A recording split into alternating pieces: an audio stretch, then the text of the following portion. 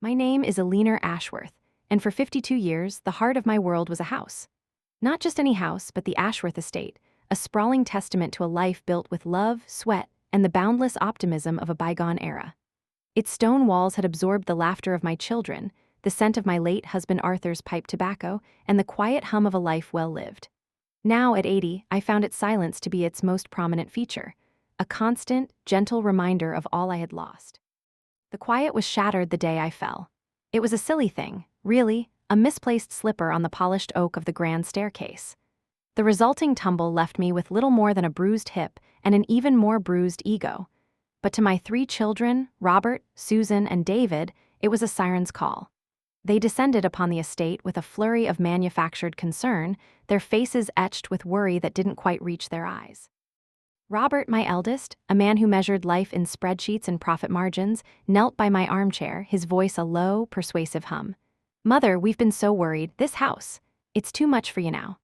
Susan, ever the social diplomat, smoothed a non-existent crease in my quilt. "We've found the most wonderful place, Mum, Oakwood Meadows. It's more of a resort than a home. Just for a trial period, of course. A little respite for you to recover properly." David, my youngest, the echo to his siblings' voices, simply nodded along, his gaze skittering away from mine.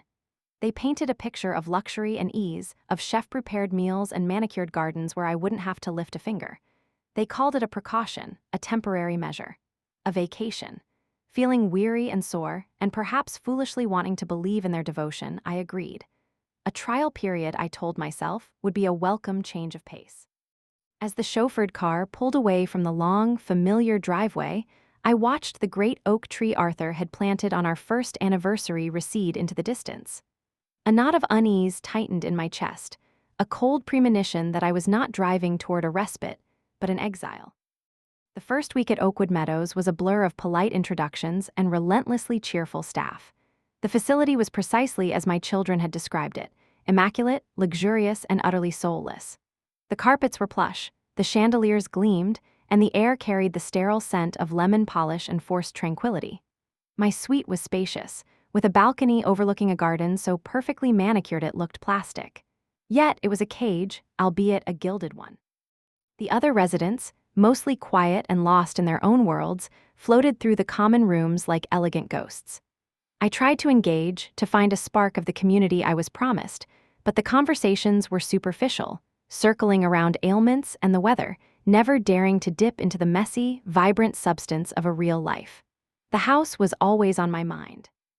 I missed the particular creak of the third step on the main staircase, the way the morning sun slanted through the library window, illuminating the dust motes dancing in the air like tiny, golden spirits. I missed the solid weight of Arthur's favorite armchair, its leather worn smooth by decades of use. My children's promised daily visits quickly dwindled. The first few days, they arrived with flowers and forced smiles, staying just long enough to assure the staff of their attentiveness. By the end of the week, the visits were replaced by brief, hurried phone calls. "Just swamped at work, Mother," Robert would say, the sound of keyboard clicks punctuating his words. "Darling, I have a dreadful schedule with the charity board this week," Susan would sigh, her voice distant. David just stopped calling altogether. I would sit on my perfectly made bed, the receiver growing cold in my hand, and stare at the wall where my family photos should have been. The knot of unease I'd felt leaving the estate was growing, twisting into a cold certainty. I was being managed, handled, put away. The trial period was beginning to feel terrifyingly permanent, and the profound silence of my new life was 1,000 times more deafening than the gentle quiet of my empty home. The second Tuesday of my stay, they arrived together. It was unusual, a united front that immediately set my teeth on edge. They didn't bring flowers this time. They brought brochures. They sat opposite me in the sterile sitting area of my suite, their postures rigid, their faces set in masks of solemn purpose. Robert, ever the spokesman, cleared his throat and placed a glossy pamphlet on the coffee table between us. "Mother, we need to have a serious conversation about the future." I glanced at the brochure. It wasn't for Oakwood Meadows. The building on the cover was stark and modern, a clinical block of brick and glass with a name that sounded more like a medical facility than a home, Northwood Creek Senior Care. Sus. And picked up where he left off, her voice smooth and practiced, as if she had rehearsed this speech in the car. "Oakwood is lovely, of course, but the long-term costs are, well, they're prohibitive, and with the house sitting empty, it's just not a practical arrangement. The word practical hung in the air, cold and sharp. David, for his part, stared intently at a spot on the carpet, unable to meet my eyes. My own gaze drifted from the cheap-looking brochure to my children's faces, searching for a flicker of the love I had poured into them for their entire lives. I found none. I found only resolve, impatience, and a chilling sort of pity. "The house isn't empty," I said, my voice barely a whisper. "I live there." Robert sighed, a sound of profound parental disappointment, as if I were a toddler refusing to eat my vegetables. "You lived there, Mother. It's time to be realistic." We've already spoken to a real estate agent. The market is excellent right now. Selling the estate is the only sensible option. It will fund your care for the rest of your life. There it was. The truth, laid bare not with compassion, but with the brutal efficiency of a business transaction. They weren't protecting me. They were liquidating an asset. The trial period had been a lie, a simple, cruel maneuver to get me out of the way so they could carve up my life and sell it to the highest bidder. I felt the floor drop out from beneath me. The betrayal was so absolute, so profound, it stole the air from my lungs. My home of 52 years, the sanctuary Arthur and I had built, was now just a line item on their financial plan. And I, their mother, was the cumbersome liability attached to it. A silence fell over the room, thick and suffocating. My children looked at me, waiting for tears, for arguments, for the predictable emotional outburst of a confused old woman they could then soothe with platitudes. But I gave them nothing. The shock had frozen the grief in my chest, turning it into a shard of ice. I stared at Robert, at his expensive suit, and the watch that probably cost more than my first car. I looked at Susan, her perfectly coiffed hair and the strained smile that never quite hid the calculating glint in her eyes. I saw David, fidgeting with his cuffs, a grown man still hiding in his older siblings' shadows. These were strangers. The children I had raised, the ones whose fevers I'd soothed and whose dreams I'd encouraged, were gone. In their place sat three people who looked at their own mother and saw only an obstacle. "So this has been the plan all along," I said, my voice eerily calm. "To move me out under false pretenses and sell my home from under me." Susan flinched at the bluntness of the words. "Don't be so dramatic, Mother. We're doing what's best for everyone. You'll be safe, and the financial burden of the estate will be lifted." The financial burden. The house had been paid off for 30 years. The only burden was their own impatience, their avarice. Robert leaned forward, adopting his most reasonable tone. "The agent thinks we can get well over $2 million for it. That kind of money secures all of our futures, yours included." He said it as if he were granting me a great favor. They saw themselves as pragmatic, responsible. They couldn't see the monstrousness of their actions. They truly believed they were in the right. They stayed for another 10 minutes, filling the void with talk of closing dates and market valuations, their voices a meaningless drone. When they finally stood to leave, Susan bent down to give me a perfunctory air kiss near my cheek. It felt like the touch of a reptile. "We'll be in touch soon, Mum," she chirped, her relief at escaping the confrontation palpable. They walked out, leaving the brochures for the clinical nursing home on the table, an insult laid atop an injury.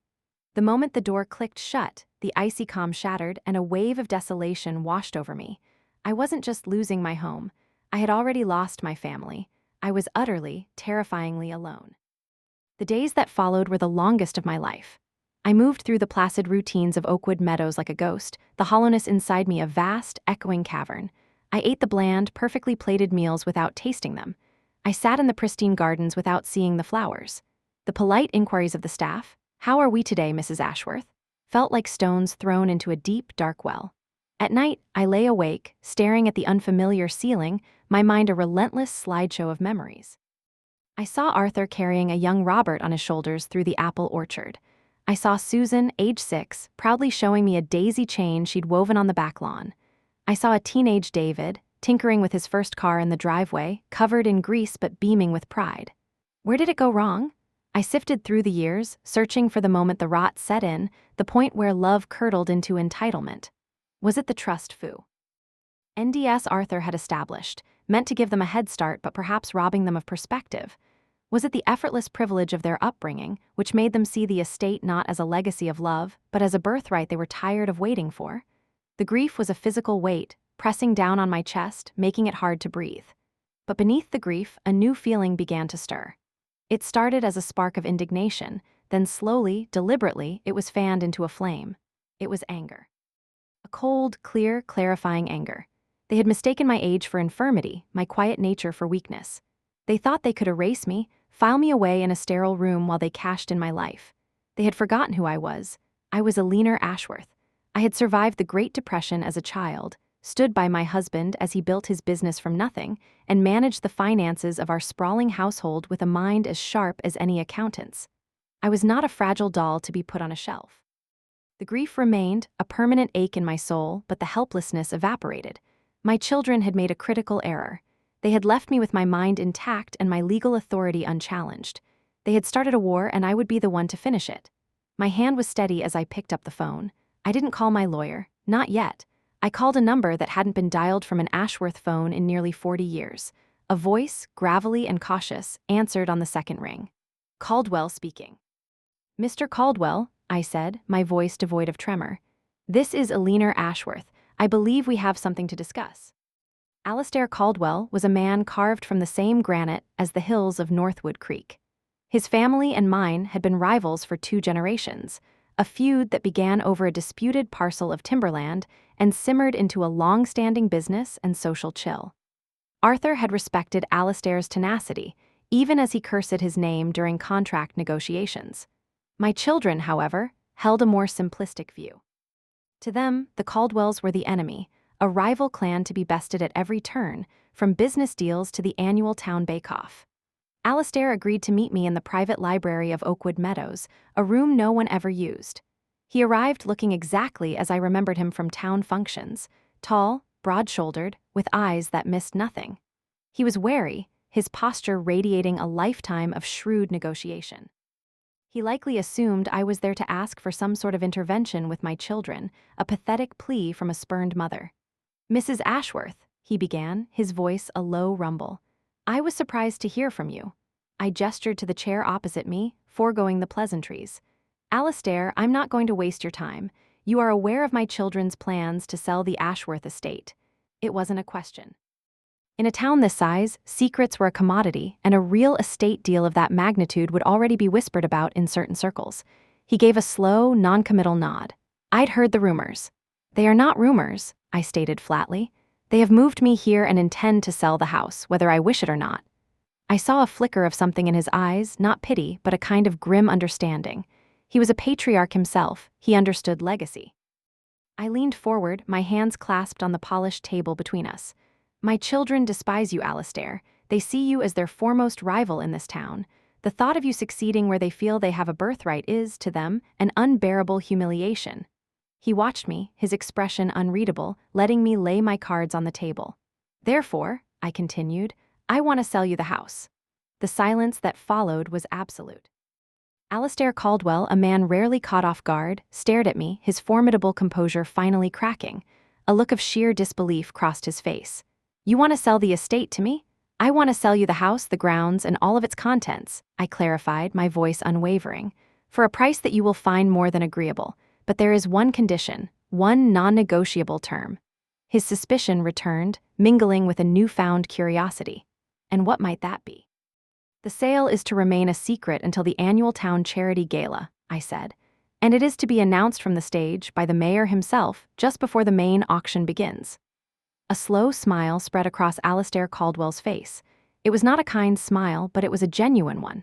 He saw it instantly, the brilliant, brutal, poetic justice of the act. He saw the public stage, the town's elite gathered together, my children preening in the spotlight of their anticipated inheritance. He saw their faces when the name announced as the new owner of the Ashworth legacy was not a developer from the city, but their oldest and most hated rival. He finally understood. This wasn't about money. This was about a reckoning. The negotiations were swift and unorthodox. We met twice more in the disused library, our meetings facilitated by a discreet aide at Oakwood whom I discovered was putting her own daughter through nursing school and was grateful for the generous tips I provided for her silence. Alastair brought his personal lawyer, a quiet, efficient man named Thomas, who looked at me with a mixture of awe and professional concern. The price we settled on was almost insultingly low, a mere fraction of the estate's considerable market value. It was enough to secure my independence for the rest of my days, to allow me to live comfortably without relying on anyone, but it was not the fortune my children were salivating over. "Eleanor, are you certain?" Thomas, the lawyer, asked, his duty compelling him to question the transaction. "This is a significant financial sacrifice." I looked at Alistair, who simply watched me, leaving the decision entirely in my hands. "The money is not the point, Thomas," I said quietly. "The house is a part of my soul, but it is a part my children have already carved out and put on the auction block. What I am buying back with this sacrifice is my self-respect." The contracts were drawn up, every clause meticulously vetted. The deed transfer was prepared and held in escrow, set to be executed the morning of the gala. The most critical part of the agreement was the final clause, the one detailing the public announcement. Alistair, with a flair for the dramatic I hadn't anticipated, personally spoke with Mayor Hemlock. He spun a tale of a sensitive acquisition and a grand philanthropic gesture to the town, the details of which were to be a surprise, ensuring the mayor would be the one to make the grand reveal. The deal was done. A lifetime of history, of love and loss, was reduced to ink on paper. Signing my name on that final document felt like an amputation. I was severing a limb to save my life. A deep, aching sadness settled over me, but it was now mingled with a strange sense of peace. The die was cast. All that was left was to wait for it to fall. While I was methodically dismantling their future, my children were blissfully planning how to spend it. I received a stilted weekly call from Susan, her voice overflowing with false cheerfulness as she updated me on their progress. She spoke of staging companies and landscape artists, of how removing my dated furniture would open up the space and appeal to a more modern buyer. She was talking about erasing me, piece by piece, and she didn't even have the decency to realize it. "The agent is just thrilled, Mum," she'd gushed one afternoon. "He says the provenance of the estate is a huge selling point. The Ashworth name still means something in this town." The irony was so thick I could have choked on it. They were trading on the very legacy they were so eager to discard. Robert, in a rare call, spoke only of numbers. He talked about capital gains tax and investment strategies, about how he was advising David to put his share into a conservative portfolio. He was already the self-appointed steward of their unearned wealth. I listened to it all, making murmurs of assent, playing the part of the docile, slightly confused mother they believed me to be.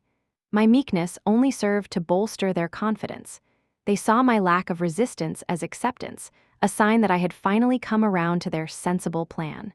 Their arrogance was a shield, protecting them from the slightest suspicion. Why would they ever suspect me of plotting? In their world, I was a relic, a problem that had been neatly solved. They had put me in a box, and it never occurred to them that I might just be able to think my way out of it.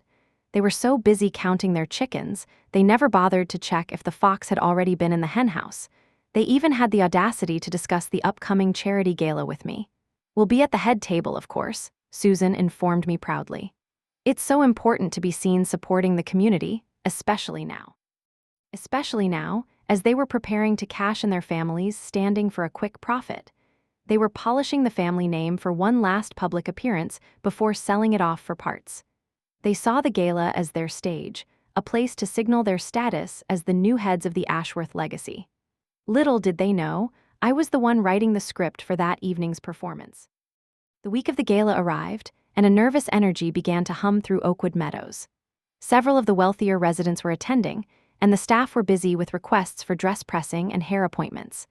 I, too, made my preparations, though with far less fanfare. The aide who had helped me before, a kind woman named Maria, discreetly brought me a dress I had described to her from my wardrobe back at the estate. It was a simple, elegant gown of deep emerald silk, one Arthur had always loved. Seeing it again brought a sharp pang of nostalgia, but I pushed the feeling aside. This was not a night for sentimentality. It was a night for resolve. As I dressed, I caught my reflection in the mirror. An old woman stared back at me, her face a roadmap of her 80 years. There were lines of laughter and grief around her eyes, a stubborn set to her jaw. For the first time in months, I didn't see fragility. I saw strength. A strength my children had grievously underestimated. I had arranged my own transport, a simple town car, and purchased a single ticket to the gala at a small table sponsored by the local historical society, far from the glittering orbit of the head tables where my children would be holding court. My plan required me to be a spectator, a ghost at the feast. Maria helped me with the clasp of my pearl necklace, the one Arthur gave me on our 30th anniversary. "You look beautiful, Mrs. Ashworth," she said softly, her eyes full of a knowing sympathy. Like you're going into battle. I gave her a small, tight smile in the reflection. Perhaps I am, Maria, or perhaps the battle is already won. As the town car made its way toward the brightly lit town hall, I felt a strange sense of calm descend. The anger and the grief were still there, but they had been forged into something harder, something more focused. I was not just an angry mother seeking revenge. I was the guardian of a legacy, and tonight I was going to protect it from the only people who had ever truly threatened it, my own children. I was about to burn down the life I had known, but from those ashes, I would finally be free. The Northwood Creek Town Hall had been transformed. Crystal chandeliers cast a warm, golden light over hundreds of guests dressed in their finest attire. The air hummed with conversation, laughter, and the clinking of champagne flutes. It was the social centerpiece of the year, a stage upon which the town's hierarchy was reaffirmed. I slipped in through a side entrance, my single ticket allowing me to bypass the main receiving line. I found my table near the back of the grand ballroom, occupied by a few quiet members of the Historical Society who gave me polite, unassuming nods. From my vantage point, I had a perfect, unobstructed view of the main stage and, more importantly, of Table 1 right at the front. And there they were. My children. They were radiant, basking in the attention. Susan, in a shimmering silver gown, laughed a little too loudly at something the mayor said, her hand resting possessively on his arm. Robert stood tall and confident in his tuxedo, projecting an aura of gravitas as he networked with a local bank president. David trailed in their wake, looking slightly overwhelmed but pleased to be included in the inner circle. They were performing their roles beautifully, the dutiful, successful children managing their family's grand affairs. They moved through the crowd with an air of ownership, accepting condolences for my declining health with somber, practiced grace. Each sympathetic murmur from a fellow guest was a testament to their successful narrative. The poor Ashworth children, burdened with an aging mother and a massive estate, but handling it all with such dignity. I watched them, a scientist observing a foreign species. There was no love there, no connection to the people I had raised. I felt a pang of loss so sharp it almost made me gasp, but I held it in. This was the price of my own naivety, of loving them so unconditionally that I had failed to see the people they were becoming. I sat in my quiet corner, an anonymous old woman in an emerald dress, and I waited. The dinner service began, the speeches droned on, and the false bonhomie of the evening swelled to a crescendo. My children were at the apex of their social climb, convinced of their own importance, completely and utterly oblivious to the guillotine that was about to fall. As the dessert plates were cleared, a hush fell over the ballroom. Mayor Hemlock, a portly man with a booming voice and a love of the spotlight, strode to the podium at the center of the stage. He tapped the microphone, the sound echoing through the vast room. "Ladies and gentlemen, if I could have your attention for a moment." He beamed at the crowd, his gaze sweeping over the front tables where the town's most influential citizens sat. "Before we begin our charity auction, we have a very special announcement to make. An announcement that speaks to the heart of our community, to the importance of legacy, and to the vibrant future of our wonderful town." I saw Robert and Susan exchange a subtle, knowing glance. They straightened in their chairs, a look of smug anticipation on their faces. They believed this was about them. Perhaps a public acknowledgement of their family's long-standing contributions, a perfect prelude to the news of the estate's sale that they would soon be spreading themselves. They thought the spotlight was for them. They had no idea it was about to become an interrogation lamp. The mayor continued, his voice resonating with theatrical importance. "As many of you know, the Ashworth estate is more than just a property. It is a landmark, a cornerstone of Northwood Creek's history, a place that holds memories for our entire community." He paused for effect, letting the weight of his words settle. My children practically glowed with pride, soaking in the reflected glory of the family name they were so eager to sell. I could see Susan subtly adjusting her posture, preparing for the wave of admiration she was sure was coming her way. My own hands were clenched tightly in my lap, my knuckles white. My heart was pounding, a frantic drum against my ribs. It was happening. After all the pain, the planning, the quiet suffering, the moment had finally arrived. I held my breath, my gaze locked on the stage, waiting for the one name that would change everything. "For weeks," Mayor Hemlock boomed, his voice filled with manufactured excitement, "there has been much speculation about the future of this historic property." He paused, scanning the faces of the audience, building the suspense. I saw Robert give a tight, self-satisfied smile to the bank president beside him, a small, arrogant gesture that said, "Watch this." Tonight, I am thrilled to put that speculation to rest. The Ashworth estate has indeed been sold. A wave of murmurs rippled through the ballroom. This was big news. Everyone leaned in, eager to hear the details. My children sat straighter, their faces masks of serene, benevolent control. They looked like princes of the city, graciously allowing this announcement to be made, bestowing their family home upon some lucky, wealthy buyer.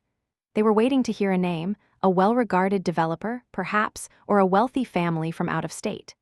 They were waiting for the validation of their decision, the public confirmation of the massive sum they were about to inherit. The sale represents a new chapter for one of our town's greatest treasures, the mayor continued, drawing out the moment. And it is my distinct honor to be the first to publicly announce the new owner of the Ashworth estate. My gaze flickered from the mayor to my children's expectant faces, then across the room to where Alastair Caldwell sat with his own family. He was watching the stage, his face a stony mask, but as my eyes met his, he gave a slow, almost imperceptible nod. It was a final confirmation, a silent signal that the deed was done. The mayor took a deep breath, puffing out his chest for the grand finale. Please join me in congratulating the estate's new proprietor, Mr. Alastair Caldwell and the Caldwell family. For a single, eternal second, there was absolute, profound silence. The collective intake of breath in the room was almost audible. The name hung in the air, impossible, nonsensical. Then, chaos. A tidal wave of whispers, gasps, and shocked exclamations swept through the ballroom. Every head in the room swiveled, first towards a stunned Alastair Caldwell, who now allowed himself a small, grim smile, and then as one towards table one, towards my children. The aftermath was a symphony of social implosion, and I watched it all from my silent, shadowed corner. I saw the precise moment the blood drained from Robert's face, leaving it a waxy, sickly white. His look of smug assurance vanished, replaced by a gaping, fish-like expression of pure, unadulterated shock. Susan's perfectly painted smile didn't just fall, it shattered. Her face crumpled, the carefully constructed facade of the elegant socialite dissolving into a mask of raw horror and disbelief. She looked wildly around the room, at the hundreds of pairs of eyes now fixed on her breath coming in short, panicked puffs. David simply looked like he was going to be physically ill. He slumped in his chair, his skin turning a pale shade of green, his eyes wide with the dawning, catastrophic understanding of what had just happened. The whispers in the room grew louder, turning from shocked murmurs into a buzzing torrent of gossip and speculation. The story was writing itself in real time in the minds of everyone present. The Ashworth children hadn't sold their family legacy, it had been taken, and by their greatest rival. It wasn't a business transaction, it was a conquest. Their humiliation was total, absolute, and exquisitely public. Through the haze of it all, Alastair Caldwell rose slowly from his chair. He did not look at my children. He did not look at the mayor. His gaze swept across the room and found me. He raised his glass in a slow, deliberate toast. It was not a gesture of triumph, but of acknowledgement, a salute from one strategist to another. In that moment, we were not rivals, not buyer and seller, but allies who had brought a terrible, necessary justice to bear. I returned the gesture with a slight nod of my own, my hand steady, my heart aching with a strange, hollow victory. The performance was over. My children, who had and the gala as their coronation, now found themselves at their own execution. They were left with nothing but the rubble of their reputations and the deafening sound of their own greed finally, irrevocably, cashing out. They found me as I was quietly slipping out of the ballroom, the sounds of the frantic, revived auction barely registering. Their faces were contorted with a mixture of rage and pathetic desperation. "Mother, what have you done?" Robert hissed, grabbing my arm. His grip was surprisingly weak. I pulled my arm away with a placid movement. "I have done what you taught me to do, Robert," I said, my voice even and cool. "I liquidated an asset to secure my future." It was the only practical thing to do. Susan was openly weeping now, her mascara running in black rivulets down her face. "You gave it to him, to Alastair Caldwell. You did this just to humiliate us." "Humiliation was your chosen weapon, Susan, not mine," I replied, looking directly into her eyes. "You humiliated me when you lied to me, when you decided my life's worth could be measured by a real estate commission. You just never imagined I would learn to use that weapon myself." David stood behind them, speechless, looking at me as if for the first time. "But the money," he stammered. "The inheritance?" "The inheritance," I said, the words tasting like ash, "was never about the money. It was about love, respect, and family. It was a legacy you were entrusted with, and you tried to sell it for parts. Now you have exactly what you deserve, nothing." I turned and walked away, leaving them standing there amidst the wreckage of their own making. I did not look back. The months that followed were a quiet unfolding of a new life. I used the proceeds from the sale to buy a lovely condominium overlooking the ocean, 2 towns away from Northwood Creek. The air was clean and salty, and the sound of the waves was a constant, soothing presence. I read books, took long walks on the beach, and even joined a local pottery class, finding a simple joy in creating something new with my own hands. News from my old life trickled in through occasional, cautious calls from old acquaintances. The children's social standing had evaporated overnight. Robert's business partners grew wary of his judgment. Susan was ostracized from her charity boards. David, I heard, had moved away. They had lost more than a house. They had lost the illusion of respectability that their family name had provided. There was no joy in this knowledge, only a profound, lingering sorrow for the children I had lost long before I sold the house. My victory was not triumphant. It was the bittersweet, painful act of a survivor. I had amputated a part of myself to stop the spread of a poison. Some evenings, I sit on my balcony, watching the sun set over the water, and I think of the great oak tree in the front lawn of the Ashworth estate. I imagine the Caldwell children, perhaps, playing under its branches. The house is no longer mine, but the memories are. And I am no longer a prisoner of a legacy my own children refuse to honor. I am simply Eleanor. I am 80 years old, and for the first time in a very long time, I am free.